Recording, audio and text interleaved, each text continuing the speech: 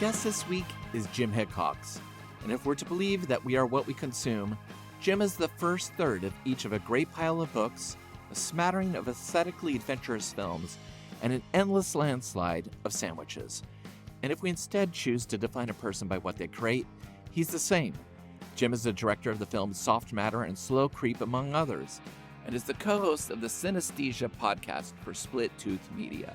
And it is my great pleasure to welcome the Revolutions Per Movie, the one, the only, the dangerous Jim Hickcox. Hi, Jim. Hey, how's it going, Chris? I'm doing good. I do want to say right out of the gate, this episode of Revolutions Per Movie is not rated for violence, rock and roll, sexuality, and science fiction themes. Sure.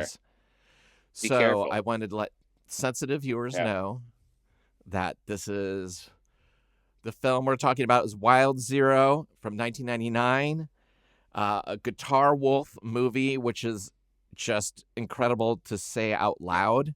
Let's get into what Guitar Wolf means before we get into what this sci-fi horror rock and roll garage film is all about. Sure. Had you heard of Guitar Wolf before you'd seen this movie? I was thinking about this week. I was trying to decide what order I was introduced to them in. Because when I rewatched it and I was like, imagine watching this not knowing who Guitar Wolf is and just not being able to tell if they're a construct of the movie, if they're a purely fictional band, or if they're a real thing. But I think the first time I watched it, I think I saw the movie before I knew who they was. It was 25 years ago almost that all of that happened, and it was a very rapid succession, right? I think I saw the movie first, Okay. and was fascinated, and then downloaded illegally all of their albums off of LimeWire or whatever was happening in 2001. Yeah, they were getting a lot of attention. They were on Goner and Matador. So when they were on Matador was kind of where, that was the label at the time where you're just like anything on it. You're just like, what is that? Probably great. Yeah, it's probably great. And, Guitar Wolf was a band started in 1987 in Japan, and they're self-described jet rock and roll is what they're called. They're part of a scene in Japan that is very like Link Ray influenced garage rock, but like dirty, nasty.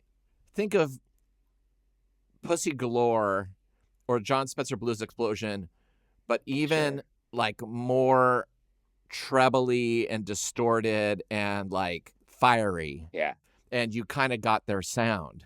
It is jet. I suspect they picked that. I partially because it's cool and it's fast and it's fiery, but they kind of sound like a jet engine all the time. Oh yeah, when Matador put the record out, they had like a warning on it that this record might destroy your sound system. Like it's the loudest record ever put onto vinyl. I think they still have the record, the world record for that. I think that's right. Incredible. Right. Yeah, and they've lived in this reality. Yes. I was watching some documentary footage about the scene in Japan that these bands were part of. There's a documentary called Garage Rocking Craze. All these bands just going nuts, like wearing World War II helmets and like standing there for 2 minutes doing feedback before they just bang into something. It's just super basic, nasty guitar rock. Yeah. It's not about the melody. It's not about the hook. It's about the energy and the force of the thing. Yeah. And it's just kind of this scene in Japan. It's kind of like because here, right, we had garage and then we had punk. And then we sort of, that particular strain of evolution moved in other directions, right? We sort of went post-punk and we went, I don't know what else that built into. But it's like if that direct trajectory, garage into punk just kept going in that same direction. Right. That's kind of, you see once in a while the footage of sort of the like Japanese rockabilly subculture will go viral every 4 or 5 years, right? It'll be a bunch of dudes with the hugest pompadour you've ever seen standing in a square somewhere in Tokyo, all kind of like bop dancing around. I don't know how connected this scene is to that, but aesthetically it's definitely it feels like the same, right? Where those guys Yes. have a 2 foot tall pompadour. These guys are the musical energy equivalent of that. Well, basically, two of the members of Guitar Wolf, the bass player and the drummer, Bass Wolf and Drum Wolf. they basically comb their hair through the Yeah. movie the entire time. That's pretty much what they do and say a few lines here Yeah. and there. Almost I none. mean, Almost none. they lean into it like full on. I found out about the film. I got a bootleg VHS for it for the video store, like a I love badly that. dubbed version. I think I might even got it from Kim's in New York City. So good. Because when I would tour, you know, everyone in the bands I would be in, they'd go to record stores, and I Sure. would just go to the video stores in whatever town, Athens or New York or Chicago, and just pick through things that they were selling. Sure. And in New York, it was such a gold mine of just things that I'd heard about or hadn't heard about, but just was like, this looks special. And this Sure. was one of them. Of course, I brought it in, never went out. No one knew what it was. Sure. No one had heard of it. The cover was like, what? It was in Japanese. And I just put a little sticker on it that said Guitar Wolf movie, Yeah. Yeah. So it wasn't a big draw. And, I'm always really curious how people found out about this film, but I basically believe it's just through finding out about the band rather than hearing about the film. I think I only came to it backwards because I was in college when this movie came out. And I was lucky to be at a weird little liberal arts school that had an Asian film club that was run by this guy, Mike Lerman, who's actually a pretty well recognized film programmer now out in the world. But he ran Asian Film Club at my school and would bring in. He had really good taste and had his fingers in I don't know, in some kind of early internet forum or something, and would bring over all kinds of stuff. So I think that's how I think I just went to a screening of whatever he was showing and was like, this is special. Well, it's funny. The film, so it was made in 1999, and I was really shocked rewatching it again. It's definitely got like a Shaun of the Dead Sure. energy, but Shaun of the Dead came out like in 2005. Yeah. So it's really weird to see a film where it's like, whoosh, the camera's like swooshing around and it's just Yeah. like a lot of like action, like something on the table, boom, ba, ba, in Yeah. terms of its visual choices. That really kind of threw me because I was like, well, what are they taking this from then? Like, what are their influences? Yeah. That is a great question. They make some really bold because there's those sort of like Edgar Wright, but before Edgar Wright's at least doing them. Maybe he'd already done his sitcom, but I don't Spaced remember. was around Spaced, right? then. Exactly. Yeah, I didn't see Spaced until 20 years later, right after he'd started making movies. So yeah, where is that coming from? But then also there's like some of the weirdest split screens you've ever seen, where like we'll be watching an image and then it'll just squish over so it's half as wide as it's supposed to be, and another image will appear on the other side.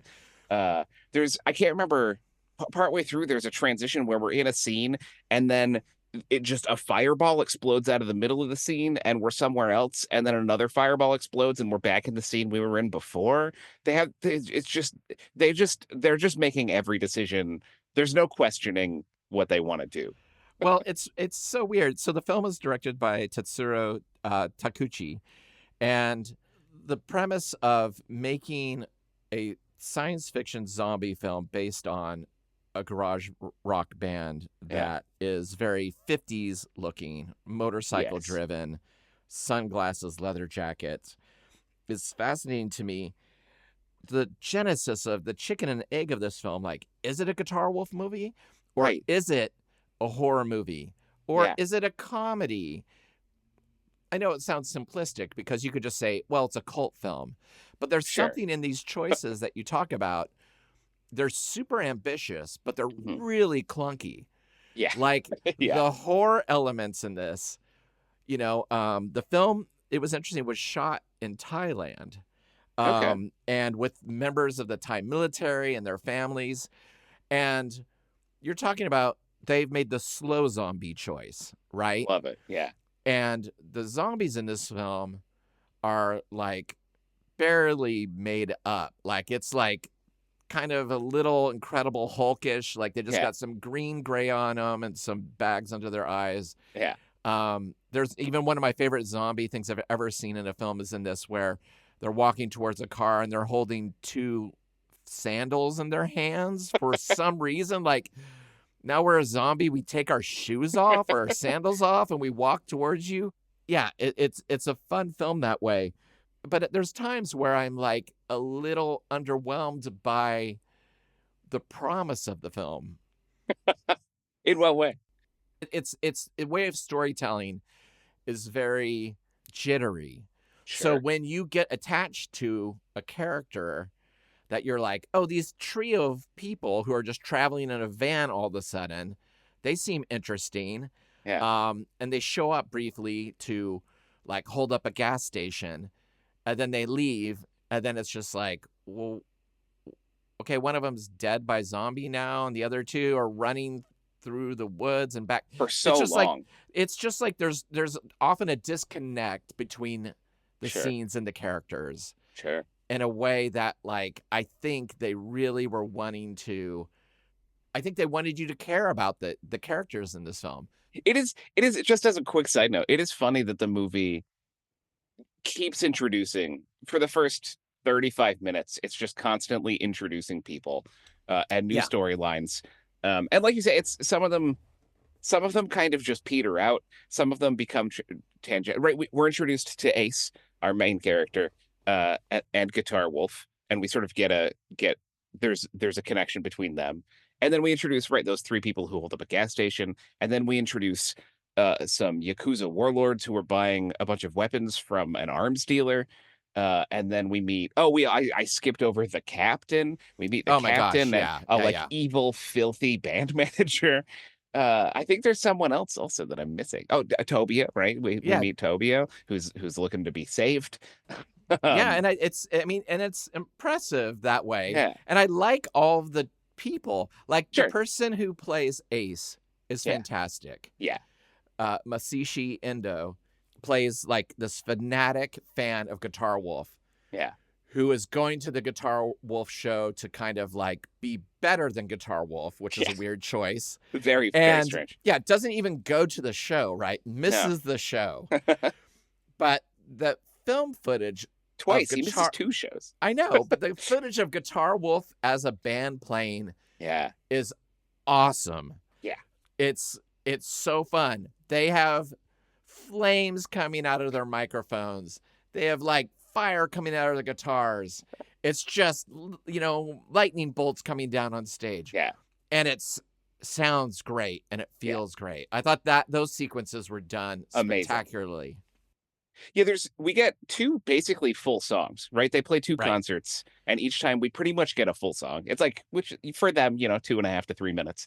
And they're so aggressive, and they feel kind of like a concert, like gussied up concert film, just for those two little sections, because it's not like it's being intercut with plot, really. We just kind of watch them perform for a while, even though all of the other main characters are other places, which it's fun. And also they're just so cool. Yeah. All the time, right? In addition to being on fire and shooting lightning, they're all decked out in leather and just the coolest looking dudes. Yes. And with the coolest attitudes, they just don't care about anything. It's hard to not, if you don't know Guitar Wolf coming into the movie, you will love them by the end of it. For sure. Absolutely. I mean, if the film really comes out of the gate strong, Yeah. UFOs in the air, you've got Guitar Wolf on stage, you've got this character Ace, just being like, I'm going to basically, up Guitar Wolf at their game. Then you have Yeah. the amazing scene backstage. Well, you mentioned him before, the captain, who is their Yeah. manager, who is this page boy haircut, like emo Phillips haircut, Yeah. white tennis shirt, and little tiny shorts, and he's like free balling in the whole Yeah. scene. Yeah. And in these little white trunks. And he's just like a bad man in Yeah. this silly outfit. And, he's just basically like, Guitar Wolf is there to get paid. Yeah. And he's like rock and roll is dead. Yeah. They can feel that something bad. There's been bad mojo happening backstage with, Sure. people being mistreated, and Guitar Wolf is picking up on it. And then Ace comes in, and he's just like, rock and roll is not over. Rock and roll Yeah. never dies. Which leads him to getting punched in the face, which causes Guitar Wolf to shoot Captain's hands off, which causes the Captain's gun to go off and explode somebody's head. I can't figure out. Yeah. I've watched that scene over and over again. Who I'm was like, that guy? whose head just exploded? And I One of counted his all of henchmen, I Guitar guess. Wolf's band. I'm like, okay, Yeah, they're bass all Wolf's there. there, drums there, Ace is there. Like, who is this? And that Just some guy. They at needed a that head to moment explode. right there is like the perfect distillation of this film. Like these amazing scenes, and then you're just like, wait, what?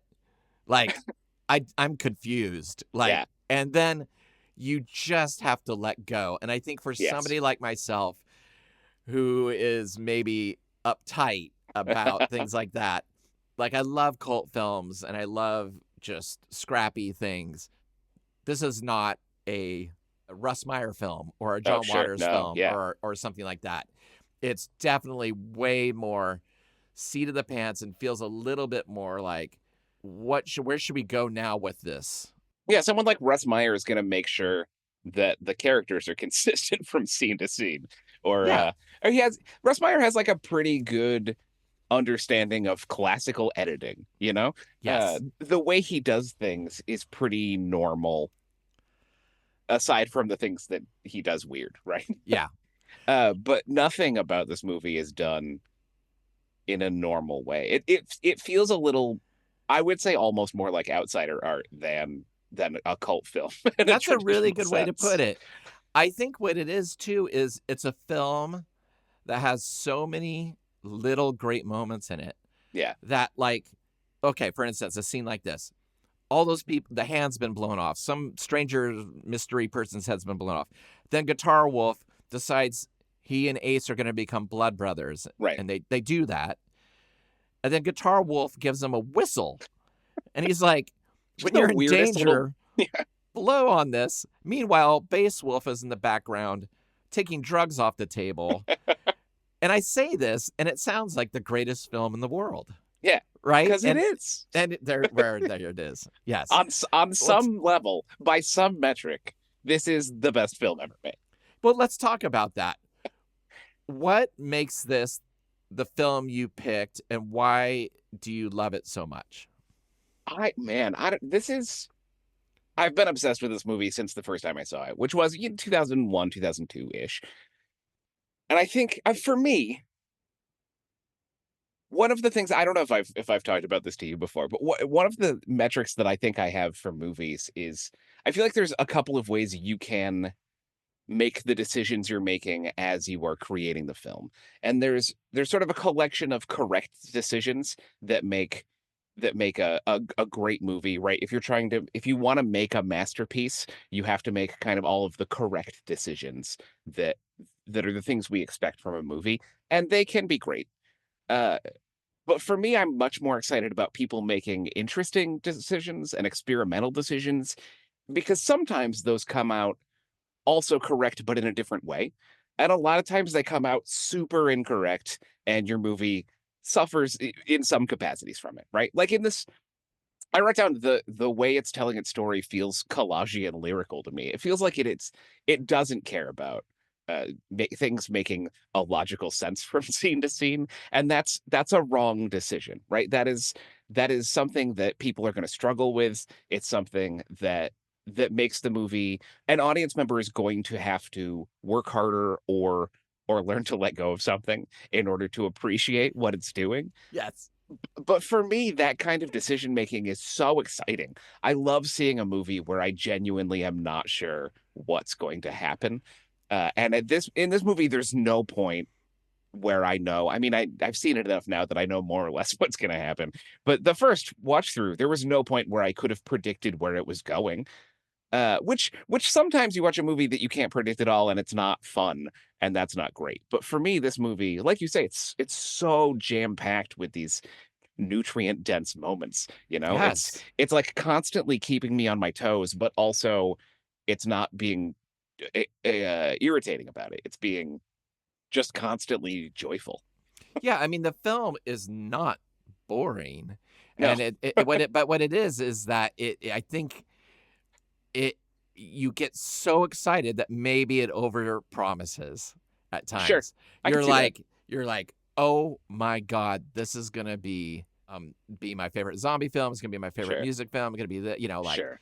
but that's why I like doing this podcast is I like seeing it through other people's eyes, right? Yeah, I too love this film, but it's like I don't love it as much as I want to. There's sure. something about it that just won't let me let go. And maybe again, like I said, maybe I'm too uptight. And maybe back in 1999, I was just a different person. Sure. But I didn't see it then. I Right, saw it right. much later.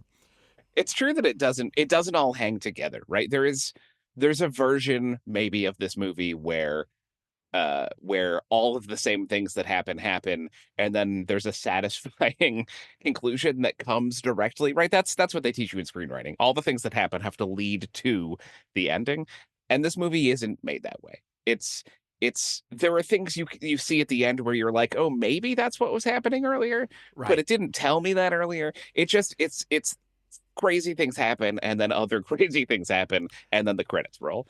I think I just need to talk to myself for a second. Can you Sure, give me yeah, 30 seconds here? yeah. Hey, Chris, you used to own a video store. You started in 96. What's the matter? This is a film by Guitar Wolf. It's a Guitar Wolf movie. What do you expect? It's pretty damn good. All right, now let's go back to the show. All right. I needed to humble myself a bit. The one thing also that I found out a lot about online, because I was curious what people thought about this Sure. aspect of the film, is that, Ace rescues Tobio, this woman at a gas station who's being, attacked by zombies. And, Guitar Wolf basically is like, you want her, rock and roll, go get her, go Yeah. back and rescue her. And he does. They share an intimate scene. And then she reveals that she's transgender Yeah. and he has like a freak out. Yeah. He runs away. And I was like, oh, wow. Okay. I haven't seen something like this in a long time. Sure. But then Guitar Wolf basically shows up and he screams at him. He says, Ace, love has no borders, nationalities, or genders. Do it. And then Ace goes back Yeah. and they're together for life, Yeah. basically. And I was really curious to see if people were like, oh, that was really ham fisted or what. But Sure. people really appreciate this film for that. It's like Sure. really celebrated for, like a garage rock 50s icon, Yeah. noise master basically being like, yeah, none of that matters. Love Yeah. is love.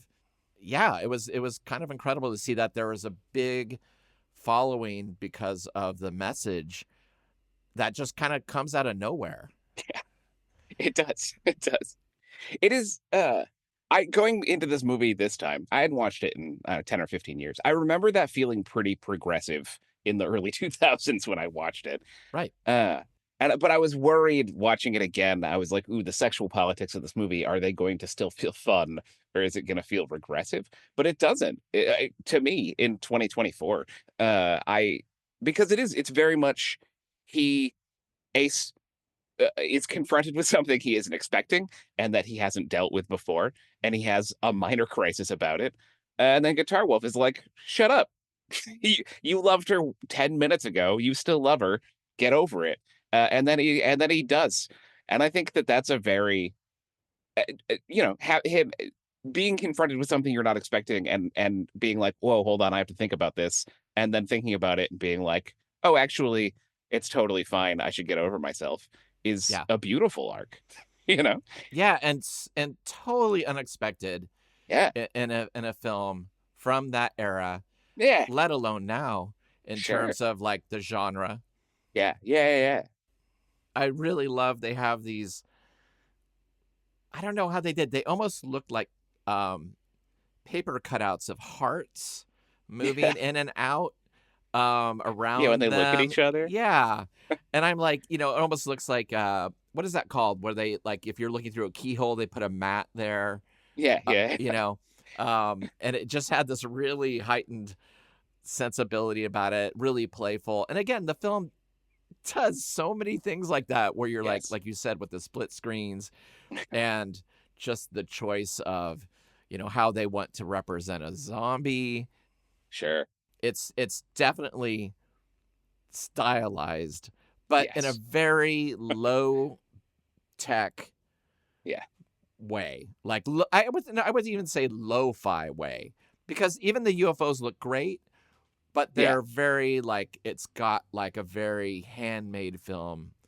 Like it's got a very handmade vibe about it. sure. Yeah, everything fake is clearly fake. Right. A lot of Yeah, it's squibs a lot and of a lot squibs. of bad early CGI head Oh yeah, explosions. yeah, yeah. Their lightning is great. Yeah. Well, that's the thing. The live stuff with the flames and his motorcycle, like Yeah, there's things you're like, that's impressive, sure. or Yeah, a lot of things genuinely shooting fire on set. yes, And exploding. There's a couple of real explosions that yes, happen where and when that happens, you're like, wait, how what was your budget? Because most of the time it feels like $0. yes. And then occasionally they blow up a car. Yeah, I know. It's that, and it's a kind of explosion where digital fire on a screen that dissipates really quickly with like a lack Yeah. of smoke, and Yeah, yeah. you're like, wow, this is like reminds me of being in the arcade playing the Aerosmith shooter game. It's like it's definitely got That's actually a great parallel. yeah, but you know what I mean? Like Yeah, yeah. stylistically, you're like, oh, this is kind of impressive for what it is, but Yeah. it's also very low tech. Yeah. And it also reminded me a bit of have you seen the film Leningrad Cowboys? Have you seen any of those? Kaurismäki. Right, right, right. He had a movie come out last year that was really good. Yeah, so the Finnish director Ari Kaurismäki did these films in the 80s, Leningrad Cowboys. There was like a live film, and then there was like a stylized like road movie one that was like part Sure. felt like a Jim Jarmusch film, like early one at the time, and it feels a lot like this film in Okay. terms of like a road movie a bit, like Sure. very like the way things are lit. You can just see the budget, you know, Sure. in in real time as they're making the film because they're being ambitious. Yeah, yeah. They're pushing it. They're hitting the edges of what they can afford to do. Yes. Yeah. And have you ever taken anything from this film for one of your films?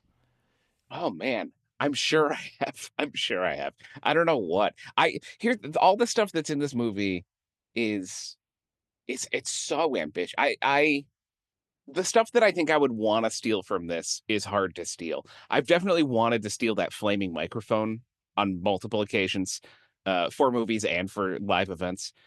What else have I tried to steal from it? The stuff that is the most appealing to me really is the Guitar Wolf stuff, and a Right. lot of that is hard to like that the sword hidden inside a guitar, I will steal if I ever have a Oh chance my to. God, that was killer. Yeah, Yeah. yeah.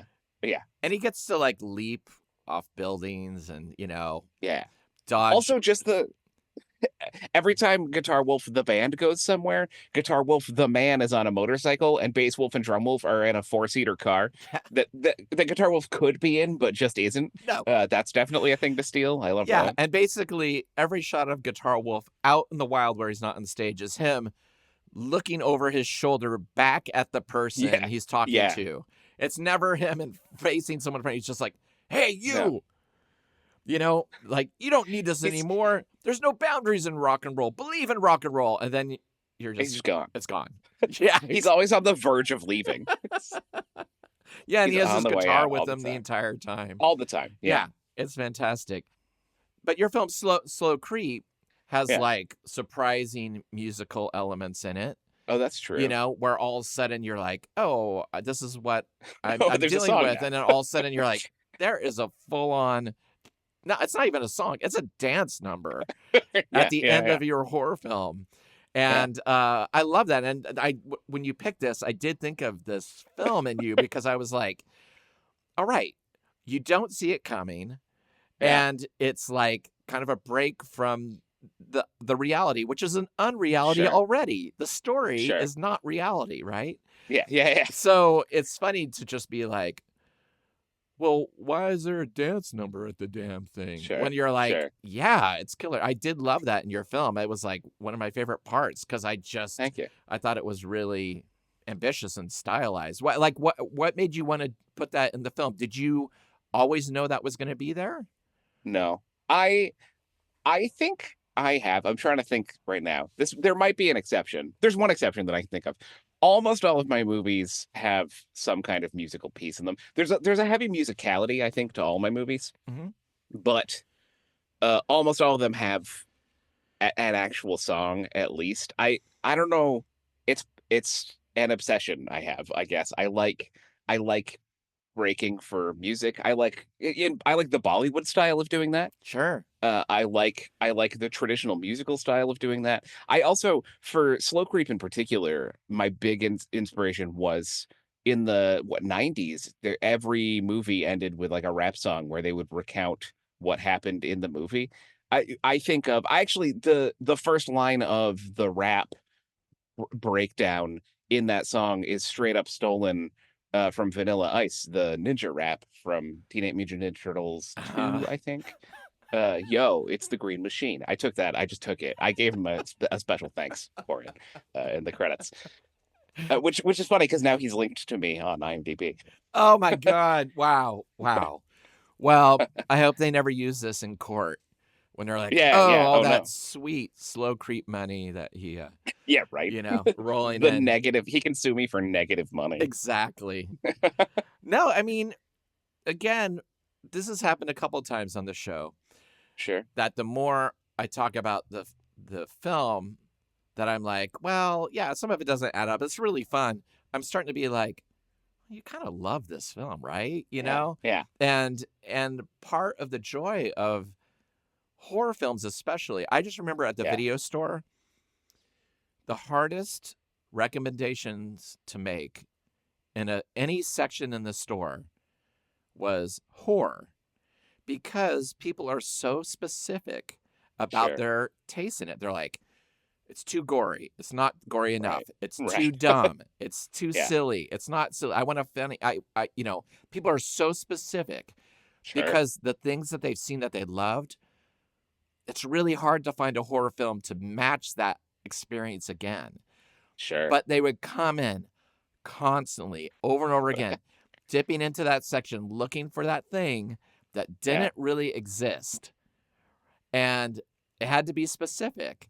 And so it was really hard to be like, hey, why don't you check out this film?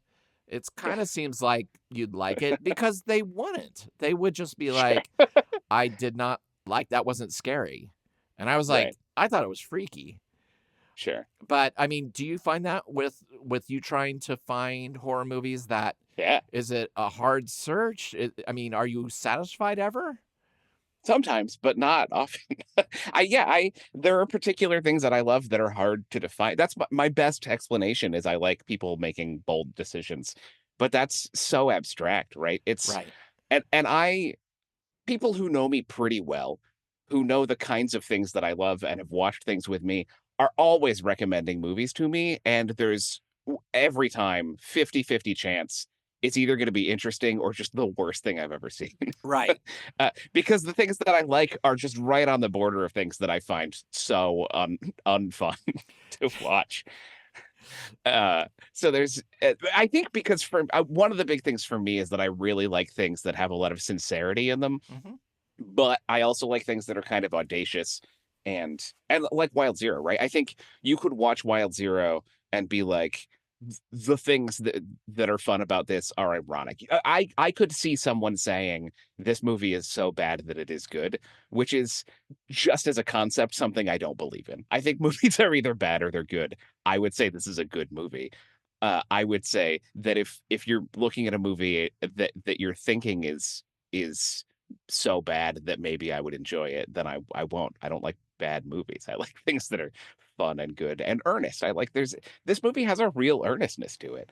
That's very And I true. think for me that's important. Right? This movie has a literal heart, right? There's sort of two storylines in Hmm. it. We have Ace's storyline, which you sort of outlined, right? He wants to be cooler than Guitar Wolf, which is obviously impossible. So he doesn't. And he has this love arc with Tobia where they meet. She reveals herself to him literally. He freaks out, and then he spends the rest of the movie basically trying to chase her down and rescue her for a third time. And then he does, and they love each other. Meanwhile, Guitar Wolf has this whole story where they're fighting the zombies. They show up, they chase him down to save him, and then they sort of go off and do what traditionally the hero would do in a zombie movie, Right. and fight off the zombies. But then there's Um, also like the mercenary person with the weapons, and then there's like the two people who are gonna buy the stuff from them, and then there's sure, the van of the people that I was like, oh, we're really gonna get to know yeah, the guy with the greatest hair I've seen in a movie in a long time, who can, yeah, Masao, yeah, and he can do that butterfly knife, yeah, and he's a butterfly psycho, knife, and I'm like, oh wow, they did the thing. They killed one of the greatest kill him killers immediately. right immediately. And I was like, Yeah, wait, but these other two losers that are in the van with him, they're the ones?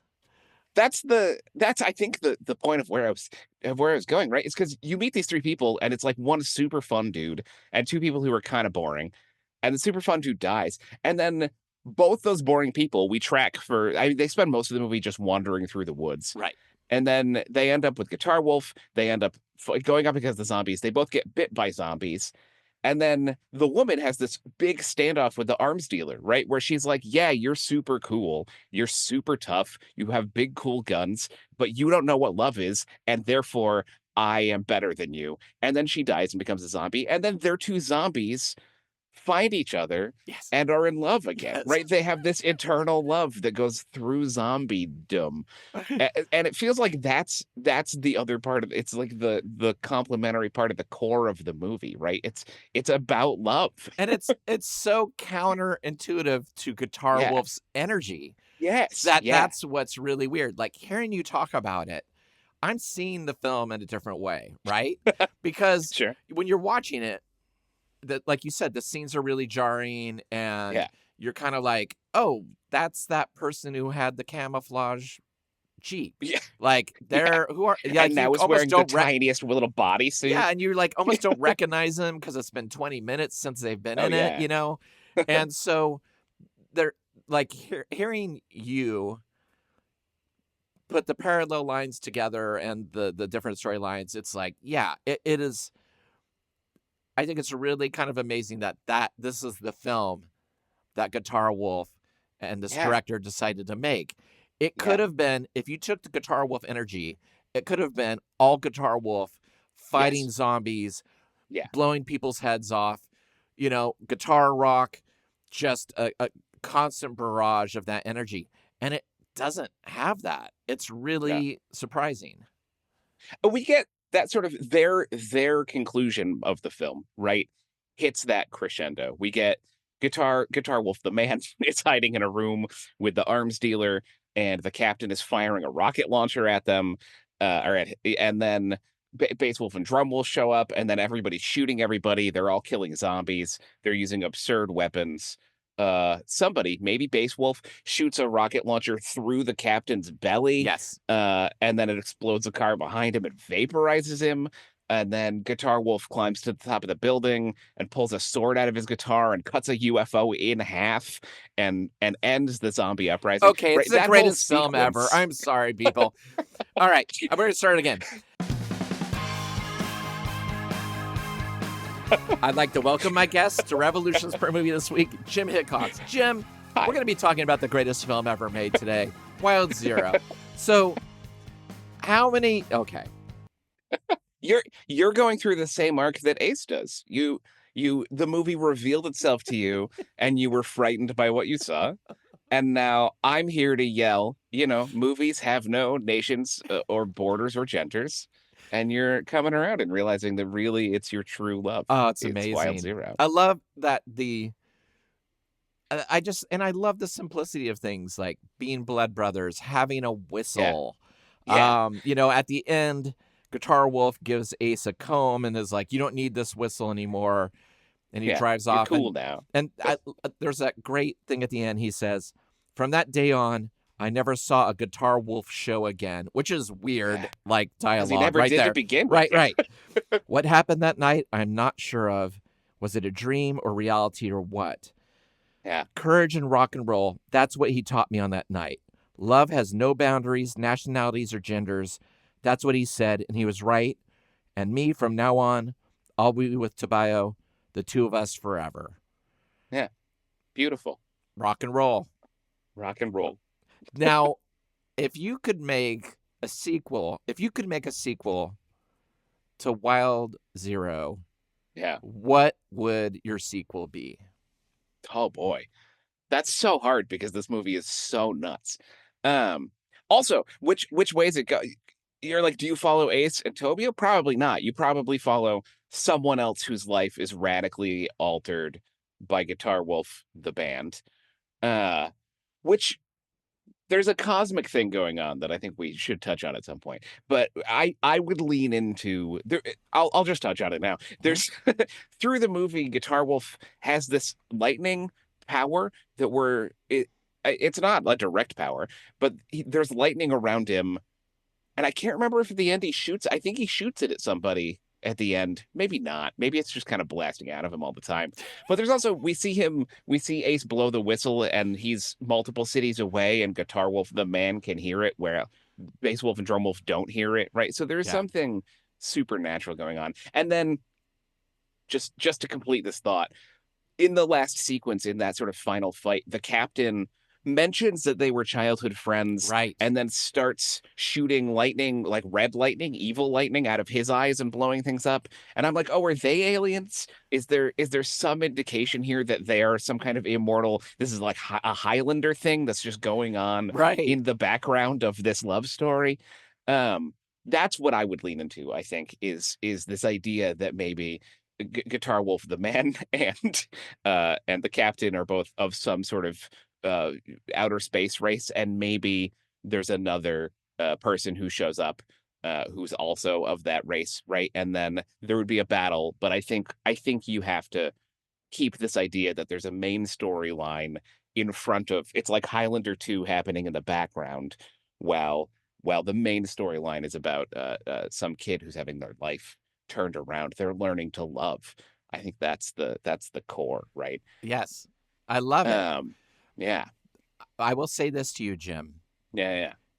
They tried to make Wild Zero 2 recently. Really? They did a Kickstarter. It did not raise enough money. They didn't tell me about it. I didn't know about it until I was doing research on this. But I'm going to tell you the plot of Wild Zero 2 right now. Okay, great. In a world where chaos reigns supreme. Oh, go ahead. Is it Wild Zero 2? It's not Wild 1. It's Wild Zero 2. All right. Cute. I'll take it. In a world where chaos reigns supreme, the last rocker on Earth, Guitar Wolf, finds himself frozen by the hands of evil during a live performance. Okay. Subsequently, Earth faces three major catastrophes: nuclear warfare, the clash between AI and humanity, great, and a catastrophic meteorite impact, leading to the loss of much of civilization. I'm glad they're still doing way too much. I know. The world devolves into a dystopian landscape overrun by UFOs and swarming with zombies. Okay. Fast forward a century into the future, where society has lost both rock and roll and civilization. Oh, no. A young girl, descendant of the wolf ninjas, finds herself hunted. Wolf ninjas? Yes. Finds herself hunted by a tyrant who covets her immortal blood, a gift inherited from her ancestors. Desperate, she resurrects Guitar Wolf from his frozen slumber by blowing the dog whistle, passed down from her Uh, mother, uh, connecting them as fellow members of the Wolf clan. Can cool. Guitar Wolf's blade, concealed within his guitar and fueled by love and belief, save the girl from the clutches of greedy adults? Will humanity reclaim a world where love and rock and roll once again echo? As the strings of destiny are strummed, the stage is set for a showdown where the power of music and the spirit of rebellion may be humanity's last hope. I'm so mad they didn't make that. Isn't that amazing? They only got Yeah, like a third of the funding. And I'm just like, how did the world not know? yeah, I mean, this seems like the kind of thing that would have been buzzing.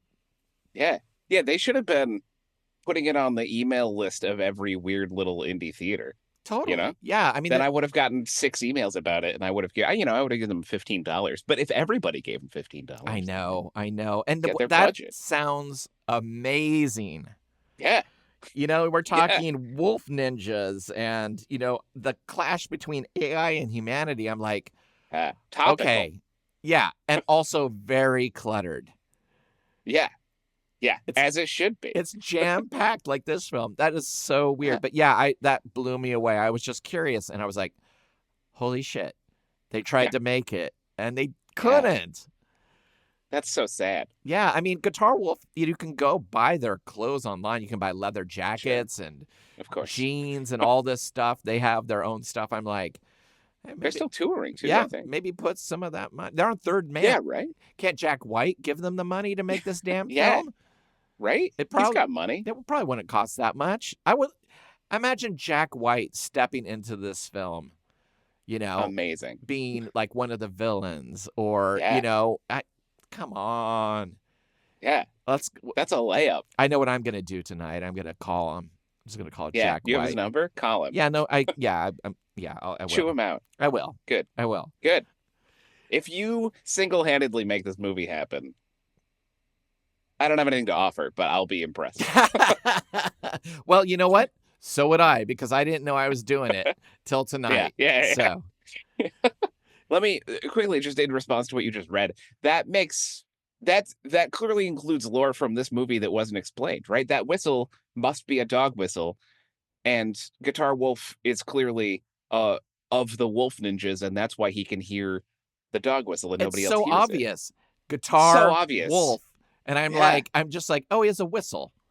I'm like, Yeah. duh, Yeah, yeah, sick. duh, duh, duh, duh, duh. Yeah. I feel, Didn't put that together at all. yeah, yeah. Now the film's even greater. Even greater. Because you're like, oh, what else is in there that I didn't realize was smart? It'd be I so thought fun if everything you were was like, just random. and I didn't know that thing he was holding on was a guitar. It was so weird. And then I was like, oh, that makes sense. He's a wolf and a Guitar. guitar. What? And the drum wolf, he actually plays drums. What? I had two other quick things that I wanted to. One of them, there's a funny thing with the soundtrack of this movie, where it's mostly, with a couple of exceptions, garage rock, Yes. pulled from a variety of places. There's one song in English. It's somebody Yeah, funny. the Vikings doing Four Oh, the Eyes Vikings. at the very end of the Yeah, film. yeah. Yeah. There's another one too. There's like a it's La Tigra or something in there. I don't remember. There's like a couple of English songs. Yeah. Um, Yeah, there but was it's when I saw the credits. Yeah, it was like Tigra yeah. or Bikini Kill or something. It was Or something. maybe Bikini Kill. It was yeah. You're right. But most of it, not most of it, a third to half of it is Guitar Wolf. And one of the things about Guitar Wolf, right, as you mentioned, is that they have that the world record for the loudest record. And all of the records, I think, are just mastered so aggressively, Yes. compressed so hard Yeah. that there's just no dynamic to them at all. No. They're just all the loud all the time. And it's funny when you're watching the movie because about a third of the movie is set to Guitar Wolf songs, and you just can't hear anything that's happening. It becomes so hard to hear because the song leaves no space for any other audio. It's just That's a good competing. point. It's so shrill and so loud. Which is, I don't know if you ever, I used to have an iPod back in the day, and I had some Guitar Wolf and other things, and I had to take it off because if you put it on shuffle, it's all Oh the yeah, other songs are at a volume, and then suddenly Guitar Wolf comes on, and you would throw your headphones across the room because it would just be twice as loud as everything else. It was it was a awful. heart attack time.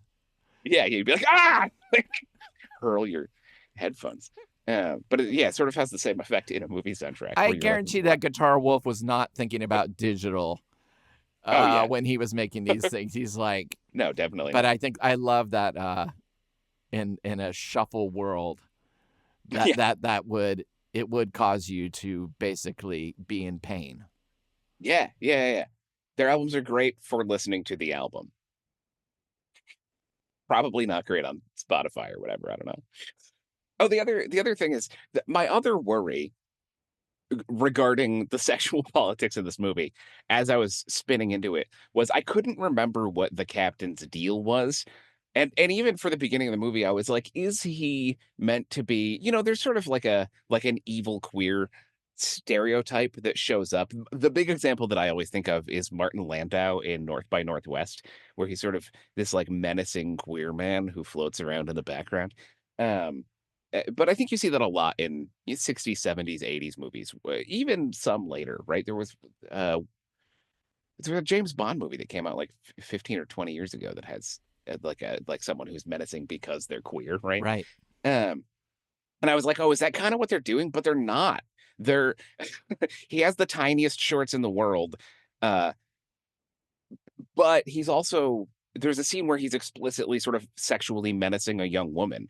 So it may be queer, but at the very least, he's not like weird because he's gay. So then I was trying to figure out what his deal is. And I think what they're doing is they're just making him the least rock and roll possible. I think they're just making him sort of diametrically, right? These cool guys are wearing just leather on leather on leather, Yeah. and they've got cool hair and cool combs, and they stand in cool ways.